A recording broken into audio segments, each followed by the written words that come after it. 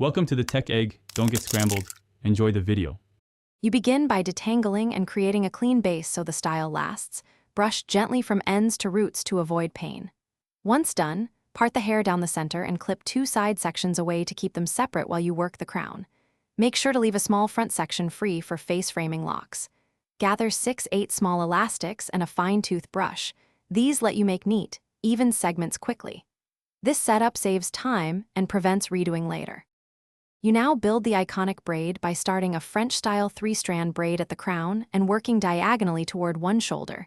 This angle mimics Elsa's sweep. As you add hair, take equal amounts from each side so the braid stays centered and balanced.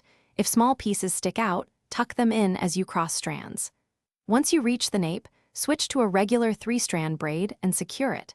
Then, make sure to lightly pancake each loop. To create soft volume, you finish by tidying the braid, gently smoothing the hairline, and adding a decorative ribbon or a sparkly clip near the crown to evoke Elsa.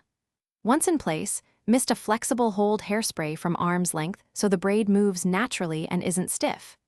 If the braid loosens too much during play, resecure with an elastic and retuck any loose pieces. Troubleshooting tip: if tiny flyaways won't settle, dampen a clean toothbrush with a little serum and softly brush them into place for a polished look. Thanks for watching. Consider subscribing if I helped unscramble your problems.